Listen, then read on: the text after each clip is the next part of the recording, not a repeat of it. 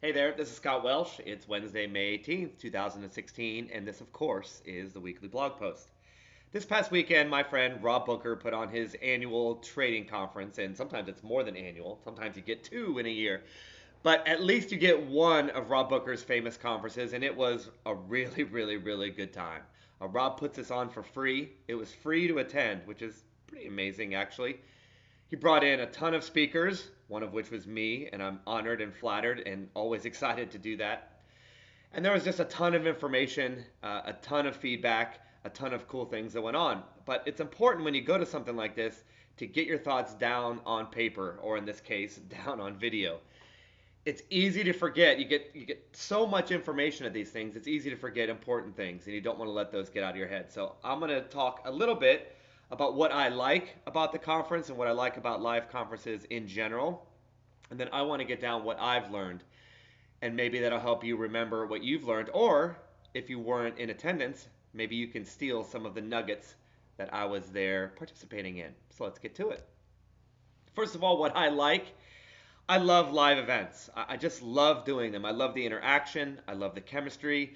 This was a really great group of people, by the way. You get over 300 people and you get all kinds of people. But the general attitude of this entire group was just amazing. Everyone was positive and inquisitive, and there were good questions, but not mean questions. There wasn't any gotcha type of mentality at all. It was just a really cool vibe in the room for the entire weekend, and that makes for a good conference. But even if you don't get the great vibe, and you're not always going to get a great vibe, I love live events.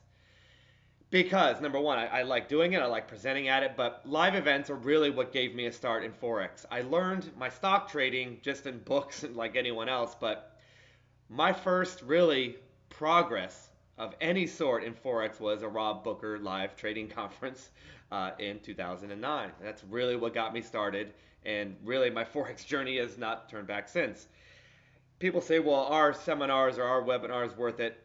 Webinars are worth it, absolutely they are, but there's just something about being live. Webinars are fine. I do them, I participate them, and I watch them. But I really, really am just a huge believer in live events. To be able to get that feedback, to be able to be in the room and ask questions as they arise, to be able to listen to other people's questions, to be able to see the speaker that is presenting, and you just get more out of seeing someone live, I feel, than you do on a webinar or even in a book. Um, just the fact that it's just that immediacy, right? It's just that immediacy, and it seems to set in your brain better than anything else. At least that's my bias. Plus, it's a great place to hear different viewpoints. If you go to a live event like this one and you get 9 or 10 or whatever many speakers, or there's so many good speakers, you can't really do that on a webinar. And I know they do the webinar where you get multiple speakers, but it's just not the same. There's just no comparison to seeing the variety.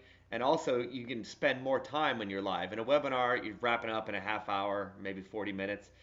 In a live event, you get about an hour, but sometimes it can spill over. And furthermore, the live event, you saw a lot this weekend of after the speaker was done, he'd come down off the stage, and then people would be able to ask questions. A lot of times, some of the speakers would take some time in between and sit down one on one and go over the trading strategies or the philosophies or whatever. That happened all weekend. There'd be, Matt Lococo would be in the corner, and there'd be 3 or 4 people or 1 or 2 people surrounding him and just talking for several minutes. And Chris Pulver did a lot of one on one, for example, just to name two. Sean Campbell, same thing. You get in a live conference that ability to then follow up, and you definitely don't get that anywhere else. And I mentioned it before, but the ability to ask a question right there, to be able to raise your hand and get that feedback right there, I think that's extremely valuable. Yes, I know you can do that on a webinar, but it's just not the same. You can't follow up. Usually you have to be brief. Sometimes the speaker doesn't understand your question if it's written down. It's just very, very valuable to ask that question, and of course, like I said, to be able to follow up. But more importantly, it builds trust, as it says on my slide. Trust is so crucial in trading. You have to trust the person that's giving you information, and then you have to trust the system that that person is giving you. It is so easy to get a feel about the system and the information and then develop trust when you're in a live event. if you're reading a book, it just feels so detached. And believe me, I still read a ton, right? I still read about trading systems. Some traders get tired of reading about trading systems. I never get tired of reading about trading systems or listening about trading systems. But there's just something about the live event that just gives you a feel, I really get that. I like that. Or, that puzzles me. I think I'll inquire more about that. You can get a much better reading on the person in the system when there's live. And it's hard to explain, but it's absolutely true. And here's what I learned. I wanted to go over, there was so much information, and please apologize to anyone who spoke or anything I left out. There was so much great information. But I'll start at the top with Matt Lococo. He spoke the second day, and it was just, I'm sorry, it was just one of my favorite things I've ever heard live. It was so good. The quote that Matt's entire philosophy, and Matt shared his journey, it was just amazing, and how he came to his current trading method and his current trading style. But it reminded me of the Fight Club quote, that it's only after we've lost everything that we're free to do anything. And Matt's journey outlined that. He went from, he called it his 5 phases, and he went through his phases. Phase 1 is awesome. Phase 2, read a book. Phase 3, he went through that, and gosh darn it, it was funny. That might be the best 20 minutes I've ever heard in trading ever. Rob's given some good stuff, and Rob is extremely entertaining and informative. Rob may be the best speaker I've ever been around. But gosh darn it, Matt Lococo, that first 20 minutes, it was uproariously funny, like legitimately laugh out loud funny. But it wasn't a comedy act. It was based on real information, real journey. And the belly laughs that I gave and that the whole crowd gave was because it was so true. Hard to explain it to you over a video blog post, but the way he went from believing in systems and following the rules to just throwing everything out and then just saying, listen, I need to make money. Matt's summary of himself says it all. I'm not a trader. I just do it for the money. That's Matt's quote. That first 20 minutes, he went over how that came to be, and it was entertaining, it was hilarious, and it was informative, and I hope it helped the people in the audience. It certainly helped me. It was so good. But the bottom line with Matt is, you do what works. You only focus on making money, and that's it. That was so great. Sean Campbell, I'm biased because I really like Sean. I'd like to consider him a friend of mine. I really like hanging out with him. So I am biased, but gosh darn it, I'm biased, and I really like the information he gave too. Sean told his journey too, and I feel like there's a lot to be learned in a trading journey, because when you're sitting looking at or pressing buttons and looking at screens, it feels like you're all alone in the world. It is very valuable to see someone who actually trades and hear about how they went from A to B, how they went from nowhere to somewhere. Sean Campbell told his story, and he's always entertaining and super funny also, by the way. But the two things I took from him that are extraordinarily important is, he said he bought like thousands of dollars worth of trading books and then threw them all away. Yeah, and the point was, yes, it's important to gather knowledge, but when you put all of this importance on the books and not on yourself and not on your own thinking, and you don't put your own twist on it, then you fail. Sean has tons of information, and he's taken all that into his trading. But it wasn't until he threw away his trading books and used his own brain that it became profitable enough where he could trade for a living. And that is a really cool point. Your opinion matters. Gather tons of information, but ultimately you have to be the decider. And then Sean talked about his adaptation. He wrote a great trading book last year, Inventory Trading, and he's changed his methodology, and he said it very plainly. Now he's adapted to where he's much more of a shorter term trader rather than holding trades for months. Always be adapting. And what do you adapt to? Adapt to something that works, something that you like, right? Sean didn't like holding trades for several months. And by the way, he found out he's more profitable if he cuts it off shorter, even by the end of the day. Always be adapting. And again, what do you adapt to? Only stuff that makes you money. That's it. Put your focus on what matters. We had 3 great speakers, 3 people who have done a ton in the trading world and are, dare I say, pretty famous, actually. Not pretty famous, famous in the trading world. And Jody Samuels, Dave Floyd, and Todd Gordon. And they all had Elliott Wave principles. Now, what's interesting about Elliott Wave is that I don't use it and I don't quite get it. Well, that's not exactly true. I can't make it work for my next trade. I do get it, and actually I love when people talk about it. I'm fascinated by it.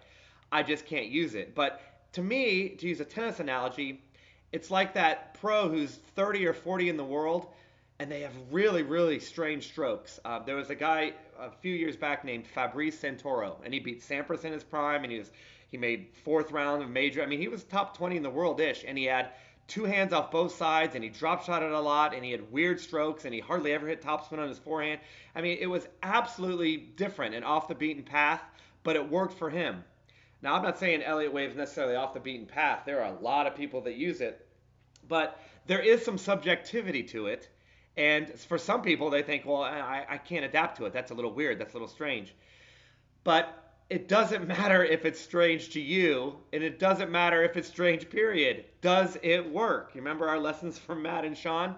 And for some people, Elliott Wave absolutely works, right? It absolutely makes sense. And it doesn't matter if you have three Elliotticians and they all have different wave counts. That doesn't matter. It doesn't matter if you have weird tennis strokes if they work. And it doesn't matter if my wave count is different than your wave count. Does it work for you? Keep your mind on what matters. What matters is making money. And if that wave count helps you plan your next trade, then Elliott Wave works, and it works for you. So I'm fascinated by Elliott Wave. I think it's a great way to plan. There are a couple speakers that use it as planning, not necessarily for trading, right? So I was fascinated by the Elliott Wave. I think it's useful for a ton of people. It's not useful for my personal trading, but just because something doesn't make perfect sense to you doesn't mean it doesn't work. You have to be open-minded because if Elliott Wave clicks to you, I think you can be really profitable. Then Chris Pulver also spoke in the 2-day. What I love about Chris and what I learned from Chris is meticulous planning. I mean, Chris is a planner. I love that about him, and I love that about his trading. He went into so much detail on how he plans trades. He has a very detailed way he wants to get out of this trade. He doesn't get into the market and not know why he's in and not know where he's going. The detail that Chris puts into his trading is something that I think we should all emulate, right? His precision goes down to almost the pip, right? I'm going to be in this trade and it's going to last this long. He uses symmetry, which is planning down to the pip. If the move went 100 pips, he's looking for a 100 pip gain after he's planned his trade. He has a reason and precision about everything. Do you have that much precision in your trading right now? Do I? Right? That's a question we all have to ask ourselves. Chris was a role model in that regard, and that is plan your trades and know where you're going. And if you don't have precision, then don't get in the darn market. Ryan Herron spoke, and he's one of Rob's students. He's famous for having traded at first in a van. That's his story. Ryan was so much fun. It was so much. He's from Knoxville, Tennessee. He had a great Southern accent that was just endearing and authoritative and fun to listen to. I don't know. Sometimes an accent just makes your information better, and his did. I know it's a weird thing to say, but I just absolutely loved the tone and the culture of his presentation. And Ryan is just a huge research guy. He trades options, but they're based on, I mean, the research that he puts in, it just warmed my heart because I'm a research person myself. He researched, take a trading system, and he said it doesn't matter what it is, but take your trading system and test the heck out of it. Thousands of trades. Know exactly what that indicator or what that set of rules will produce and then bet it accordingly. And don't start betting until you know it. It's not a willy-nilly press the button and hope type of thing. Ryan has reams of data for every single thing he does, and that was just awesome to hear and awesome to see him present, and it was so much fun. So that was just a great time, and I learned a ton. Do your research, and then trust your research. That's what Ryan taught us, and he said nothing else matters, and man, I believe in that. And then Awanda was our sponsor, Justin at Forest Park FX, whom I deeply respect and use and won't use anyone else for the rest of my trading life. Yes, all of those were sponsors, and yes, they helped me personally and the conference. But I really trust Awanda. I remember when I talked about getting up live and just seeing people talk. There's a stigma that trading is kind of smarmy. It's take your money and get away with as much as you can get away with. And Awanda doesn't feel that way to me at all. Their actions and their words and the quality of the people that presented really built a lot of trust. I trusted them before, but that went up fivefold, tenfold. I really trust Awanda. It has been a really hard move for me from TradeStation. I'm pretty certain I'm still going to trade with TradeStation when my Forex and stock robots become finalized, which will happen at the end of the month, by the way. After well, you know what's happened. But I really trust Oanda. My MT4, once it's loaded, I've had zero glitches, zero problems. We've had storms here. I don't use a VPS at this point. I never have. We've had storms. It's been perfect. The MT4 Oanda connection has been perfect. The customer service has been amazing between Justin and Jared. So take it for what it's worth. I like to find one person that I trust and go with that.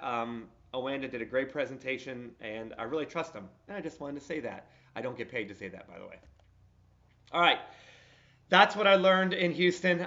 It was a great time. Anytime Rob puts on these events, I recommend it highly that you go. Some of his lifetime members hung around for 2 days and they did some live trading and did some robots. It's just action-packed, information-packed, and it's a really, really good time. It can make a difference in your trading, and I hope and I strongly encourage you, the next one, when it rolls around, to get your butt there and participate. All right, updates on me. I did participate in Houston. I was one of the speakers. I spoke on the first day, and I presented a robot. I want to present something that's that's universal. I'll talk about that. And I talk about a lot of robots and portfolios. I wanted to try to give the people in Houston one thing they could take away, whether they could, trade it manually or trade it as a robot. I wanted to give them something that they could take home and start working on right away, something that they hopefully trust and that I trust. I'm going to be talking about that very same robot in more detail tomorrow on the Thursday 2 p.m. Eastern Time webinar. So I'm going to follow up. I'm going to go over again, reiterate all the things that I talked about in Houston. And you'll get the settings for the robot tomorrow. I'm going to give them away on the webinar. I'm going to offer a very cheap price for this particular robot. My lifetime memberships are quite expensive. I understand that, but I'll give that away for cheap. So just so you know, tomorrow 2 p.m. I'll post the recording on my blog too. So right under this post, you'll see the recording of that presentation. But if you're interested in what I talked about, or interested in getting some settings for a robot or a trading system that you can use, come join us Thursday, tomorrow. My life, I talked about how busy it is. It's getting worse. It's getting even busier. But like I said, I will be doing my best to answer any questions. I just so you know, I'm only trading one account. I have 1, 2, 3, 4, I think 5 accounts that I trade. I'm only trading the one account for right now. I can't trade in chaos, even when it's robots. So I just can't have all these. I can't be looking at 5 different accounts or whatever. I think it just causes too much stress. Even though I've had 0 problems with Oanda, you know how it is. So I just wanted to share that with you. The end of the month is coming, and I'll be able to trade all of my accounts properly and easily. I'll be able to answer questions. I'll be able to do so much more. But it's just going to be busy until then, and I'm just sharing with you.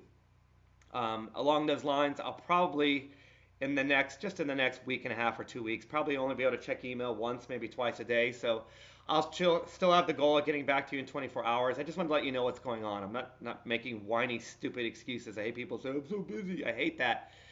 But it's just, I can't even believe how busy it is. So I'll get back to you, though, and then I'll never have that excuse again. How about that?